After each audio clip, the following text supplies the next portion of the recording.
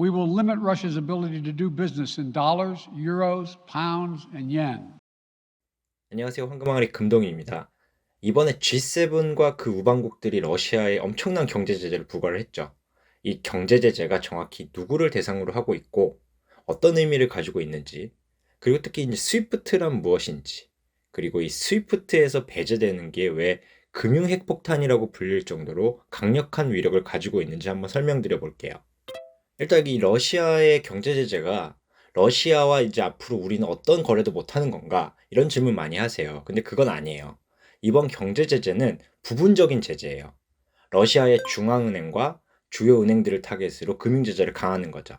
거기에 이번 전쟁에 관계된 산업이 포함되어 있는 거고요. 거기에 추가로 이번 전쟁을 주도한 러시아 정부의 최측근 사업가나 침공에 경제적인 도움을 주었거나 주고 있거나 혹은 이제 줄 수도 있는 이런 인물들에 대해서만 하는 거죠. 그런데 이번 러시아 경제 제재, 영어로는 이제 economic sanctions 이렇게 표현하는데, 이번 섹션의 가장 눈에 띄는 점이 바로 제재는 부분적인데 효과가 전방위로 나타난다는 거예요. 이 섹션이라는 게 사실은 굉장히 범위가 넓어요. 국가 대 국가의 제재도 있고 여러 국가가 모여 한 국가를 제재하는 경우도 있죠. 금융만 제재하는 경우도 있고 특정인만 제재하는 경우, 특정 산업만 제재하는 경우, 이렇게 이제 상황과 목적에 따라 조금씩 달라지거든요. 이번의 경우 특정 산업, 금융, 정부 단체 그리고 인물에 대해 부분적으로 하는 제재라는 점을 꼭 아셔야 돼요. 금융 제재가 특히 효과적인 이유는 뭐냐면, 제재는 은행에 대해서 부과를 하는데 은행 업무를 보는 모든 개인, 기업 그리고 이제 단체의 활동이 한꺼번에 마비되는 효과가 오는 거죠. 거의 일타만피예요. 이렇게 이제 부분 제재하고 구분해서 한 나라의 모든 수출입을 막고 금융도 막는 경제 제재를 이제 comprehensive sanctions 혹은 이제 wholesale trade embargo 이렇게 표현해요. 그러니까 예전에 미국이 이란이나 쿠바에 대해서 부과한 제재가 바로 이런 금수 조치 embargo였어요. 그리고 참고로 전략물자 관련 이제 코스티 웹사이트 가시면 국가별 제재 현황이라는 안내 페이지가 있거든요. 들어가 보시면 어떤 국가들에 대해서 어떤 제재들이 진행되고 있는지 이제 지도와 설명으로 잘 표현되고 있으니까 요거 한번 참고해 보시면 좋을 것 같아요. 이번 제재에서 특히 눈에 띄는 게 바로 이제 러시아 은행들을 스위프트에서 배제시키겠다는 내용이죠. 그 스위프트 배제, 이걸 영어로 하면 이제 스위프트 컷오프 이렇게 표현하거든요. 예, 지난 2월 27일 날 이제 G7이 모여가지고 스위프트의 7개 러시아 은행하고 그 관련 자회사를 이제 스위프트에서 배제해달라고 정식으로 서면 요청을 했어요. 그래서 이걸 받아들여가지고 앞으로 이제 그 7개 은행들은 이제 스위프트에서 배제가 되는 거예요. 현재는 웹사이트도 접속이 안 되게 막혀 있어요. 스위프트. 한국어로 이제 국제금융정보통신망이라고 정의되어 있는데, 이게 쉽게 얘기하면 카카오톡이라고 생각하시면 돼요. 근데 이 카톡이 여러분 친구 중에 7명의 아이디를 없애버리고 또 여러분한테 그러는 거예요. 이제 얘들이랑은 다른 메신저 통해서라도 연락하는 게 걸리면 너네 아이디도 없애버릴 거고 엄청난 벌금도 부과할 거야. 이렇게 얘기하는 거죠.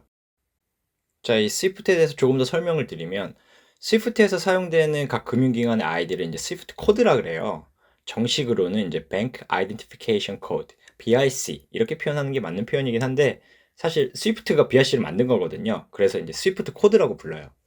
보통 이제 영어 스펠링과 숫자 이렇게 해서 이제 8자리로 구성이 되고요. 첫 4자리는 은행명을 이제 영문 약자로 만들고, 그 뒤 두 글자는 국가 코드, 그 뒤 두 글자는 이제 본점 소재 도시 코드.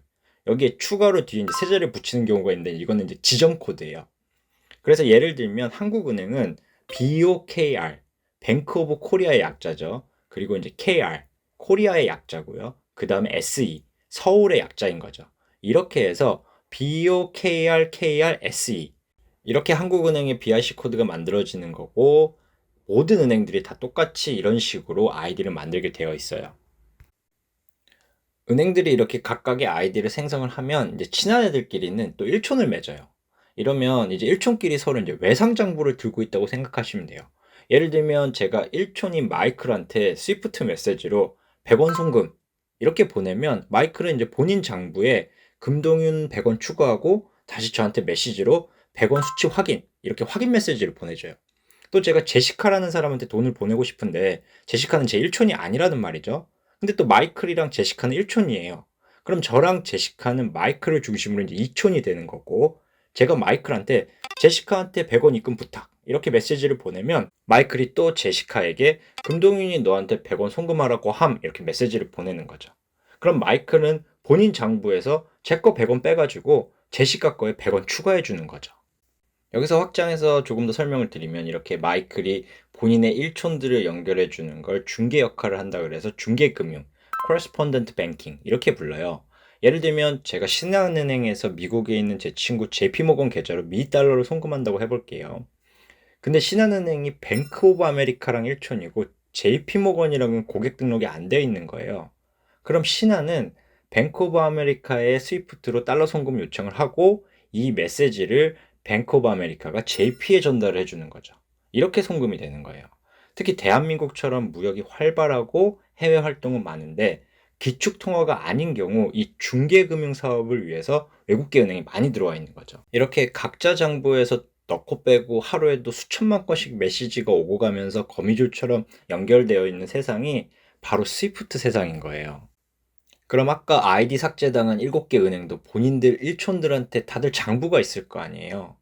얘네들은 이제 송금이나 환전 같은 본인들 기본적인 사업도 못하는 데다가 본인들이 일촌들 장부에 가지고 있는 자산까지도 어디로 이동시키거나 되돌려받을 수 있는 통신의 창이 아예 막혀버리는 거죠.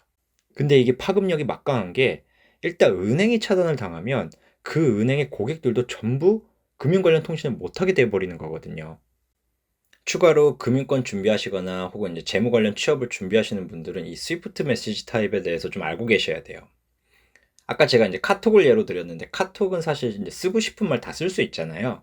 근데 이 스위프트 메시지 같은 경우는 정해진 번호와 포맷이 있어서 그 번호에 있는 포맷대로만 작성해야 돼요. 양식이 안 맞으면 다시 리턴이 되거나 아니면 수정해서 메시지를 다시 보내야 되거든요.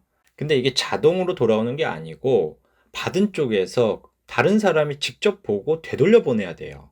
그러다 보니까 시차가 발생하고 수정하고 처리하는데 하루나 이틀 추가로 시간이 걸릴 때가 많아요. 그래서 특히 무역금융에서 결제일에 못 맞추는 경우가 이런 메시지 실수 때문인 경우가 많거든요. 다시 돌아가서 스위프트 메시지는 거래 종류별로 메시지 타입 MT라고 하는데 MT101, MT202 이렇게 이제 MT와 숫자 3개로 구성이 되어 있어요. 숫자는 100번대부터 900번대까지 있는데 100번대 단위가 거래 종류를 구분해 주는 거죠. 이제 빠르게 한번 보면 MT 100번대로 시작하면 일반 개인이나 기업 고객이 요청한 송금이나 결제를 처리해 주라는 메시지예요. MT 200번대로 시작하는 메시지는 금융기관끼리 서로 장부에서 돈을 넣고 뺏고 하자는 메시지고요. 자, 여기서 팁을 하나 드리면 일반적으로 MT 100번대 메시지가 나가면 MT 200번대 메시지가 같이 나가요. 예를 들면 제가 신한은행 카드로 국민은행 ATM에서 돈을 뽑아요. 그럼 이제 신한이 국민한테 야, 금동윤이 돈 빼가야 되는데 나중에 정산해 줄 테니까 일단 돈을 지급해라. 이거 MT 100번대겠죠? 그리고 내 외상장부에 달아놔. 이게 바로 MT 200번대인 거예요. 그 다음 300번대 메시지는 주로 이제 환전, 그리고 MT 400번대 메시지는 이제 금융거래를 확인했다는 확인 메시지를 주는 거고요. MT 500번대는 주식 같은 증권에 대한 주문, 600번대는 국채, 혹은 이제 금처럼 돈으로 유통 가능한 금속들에 관한 거래고요. 700번대는 무역금융 신용장에 관한 내용이고 800번대는 여행자 수표에 관한 내용이에요. 그리고 마지막 900번대는 예를 들면 자금 현황이나 계좌 정보 이런 정보를 제공해주는 이제 리포팅 메시지예요. 지금까지는 스위프트가 은행과 금융 관련 회사들만 사용하는 메신저였다면 최근 몇 년간 일반 기업들도 이 스위프트를 바탕으로 한 전산 시스템을 개발하고 실제로 은행이나 다른 회사와 통신하기 위한 메신저로 적용하기 시작했어요. 스위프트의 가장 큰 장점이 바로 이 전 세계 모든 사용자가 함축된 공통 언어로 금융이든 무역이든 필요한 거래를 쉽게 주고받을 수 있다는 거거든요. 거기에 더해서 통신망 자체가 굉장히 안전하고 누적된 데이터를 바탕으로 빠르고 쉽고 안전한 전산 통신망을 제공하는 거죠. 그리고 이제 개발 비용도 점점 저렴해지고 서비스도 계속 개선되고 있어요. 더더욱 이 스위프트 통신망이 배제되는 거는 메시지 아래 실제 거래가 깔려 있잖아요. 그러다 보니까 금융 핵폭탄이라 불릴 정도로 파급 효과가 큰 거예요. 자, 다시 이 제재로 넘어가서 우리나라도 기획재정부와 금융위원회가 이제 관련 부서 협의 후에 이 금융제재에 동참하기로 했어요. 일단 위에 말씀드린 러시아 7개 은행하고 금융거래를 이제 중단하기로 했죠. 근데 아까 말씀드렸다시피 이게 부분 제재다 보니까 농산물이나 코로나 의료 지원, 그리고 에너지 관련 거래는 이제 미국에서 주는 제너럴 라이센스, 이 일반 허가가 있으면 제재 대상이 아니게 돼서 은행 거래가 가능해요. 그리고 추가로 우리나라도 역시 이제 러시아 국고채에 투자를 이제 못하게 하게 됐죠. 나라가 이제 사업을 하려면 국고채를 발행하고 그 대금으로 이제 각종 사업을 진행하는데, 이제 대한민국을 포함한 웬만한 외국인 투자자의 투자는 이제 받지 못하는 거죠.